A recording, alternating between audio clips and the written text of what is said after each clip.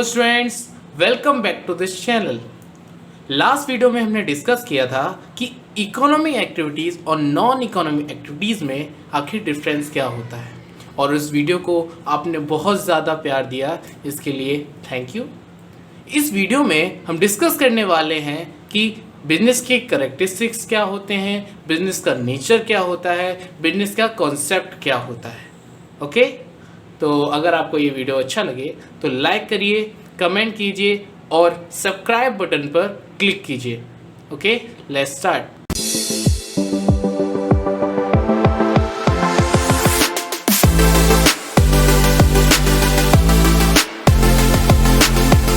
चलिए देख लेते हैं बिजनेस के कैरेक्टरिस्टिक्स। ओके, इसका सबसे पहला पॉइंट है it is an economic activity.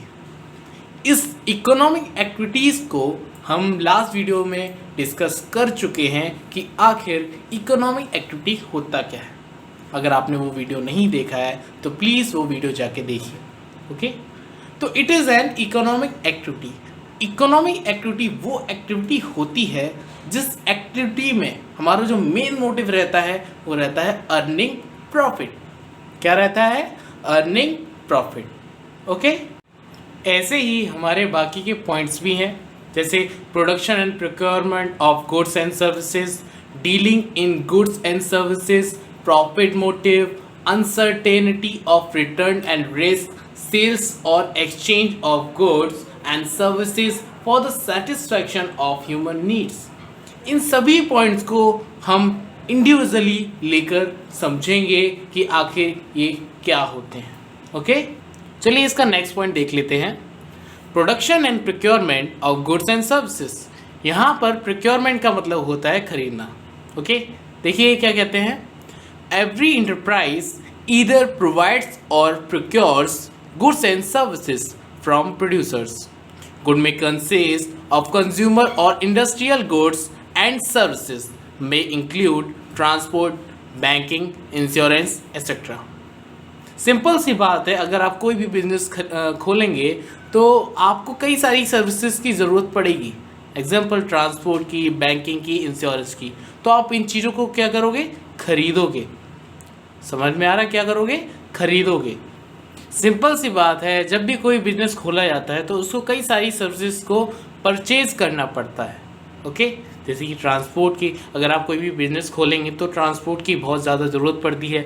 Banking की सर्विसेज की पेमेंट के लिए हमें सबसे ज़्यादा ज़रूरत पड़ती है। और इंश्योरेंस की, अगर आपके बिजनेस में कोई घटना घट जाती है तो उसके लिए इंश्योरेंस भी होना बहुत ज़्यादा ज़रूरी होता है।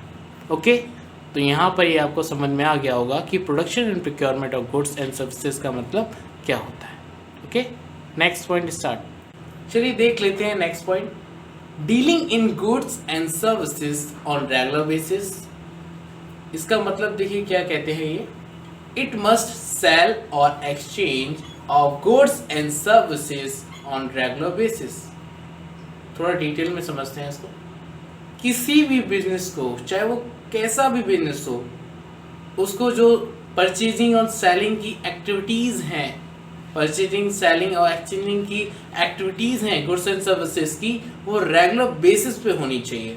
ऐसा नहीं है कि उसने बिजनेस खोला है जूतों का, उसने एक दो जूते बेचे और बंद कर दिया, ये उसे बिजनेस नहीं कहते। बिजनेस में जो भी एक्टिविटीज़ होती हैं परचेजिंग, सेलिंग, एक्सचेंजिंग की, वो रेगुलर बेसिस पे होनी चाहिए।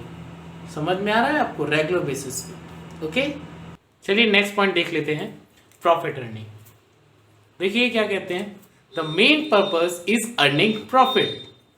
जैसे कि मैंने आपको लास्ट वीडियो में इकोनॉमिक एक्टिविटीज़ के बारे में बताया था कि इकोनॉमिक एक्टिविटीज़ वो एक्टिविटीज़ होती हैं जो कि अर्निंग प्रॉफिट करती हैं, प्रॉफिट को अर्न करती हैं। ओके, और हम ये भी जानते हैं कि जो बिजनेस है वो हमारी इकोनॉमिक एक्टिविटी है। ठीक है, तो जो इसका मेन पर्पस है वो अर्निंग प्रॉफिट है। और देखिए, if the profit motive is missing, अगर प्रॉफिट मोटिव नहीं करता है बिजनेस अपना इन अ ट्रांजेक्शन, किसी भी ट्रांजेक्शन्स में, then it can not consider as business transaction. तो उन ट्रांजेक्शन को बिजनेस ट्रांजेक्शन्स कंसिडर नहीं किया जाएगा। अब यहाँ पे हम क्या समझते हैं, देखिए कोई भी बिजनेस होता है, चाहे वो कोई भी एक्टिविटी करे, एनी एक्टिविटी, उसमें जितने भी ट्रांजेक्शन्स होते हैं वो सारे ट्रांजेक्शन्स अर्निंग मोटिव से होने चाहिए। किस मोटिव से होने चाहिए? अर्निंग मोटिव से होने चाहिए, तभी वो बिजनेस ट्रांजेक्शन्स कहलाएंगे। ओके, अब आपको टॉपिक ये समझ में आ गया होगा कि प्रॉफिट अर्निंग क्या है। चलिए देख लेते हैं next point, uncertainty of return और रिस्क। देखिए क्या कहते हैं, it refers to the presence of risk factors in the transaction, there is always possibilities of losses. देखिए आप कोई भी बिजनेस स्टार्ट करते हैं, आप ये सोच के करते हैं कि आपको प्रॉफिट होगा, बट आपको क्या श्योर पता है कि आपको प्रॉफिट होगा? हो सकता है भाई लॉस हो जाए। ठीक है, तो यहीं पे बात आती है कि there is always possibilities of losses, there is always possibilities of losses. यहीं पे आ जाती है बात रिस्क फैक्टर की। तो इस चीज से समझते हैं, चाहे आप कोई भी बिजनेस स्टार्ट करें, चाहे आप कोई भी बिजनेस स्टार्ट करें, वहां पर रिस्क फैक्टर हमेशा इन्वॉल्व रहेगा। ओके, तो इस टॉपिक का अनसर्टेनिटी ऑफ रिटर्न एंड और रिस्क, इसका मतलब यही निकलता है कि आप कोई भी बिजनेस स्टार्ट करें, वहां पर रिस्क फैक्टर हमेशा इन्वॉल्व रहेगा। ओके, चलिए देख लेते हैं लास्ट टॉपिक, सेल्स और exchange of goods and services for the satisfaction of human needs. देखिए क्या कहते हैं, बिजनेस इन्वॉल्व सेल और exchange of goods and services. Okay, business जो होता है वो क्या इन्वॉल्व करता है? सेल और exchange of goods and services की एक्टिविटीज।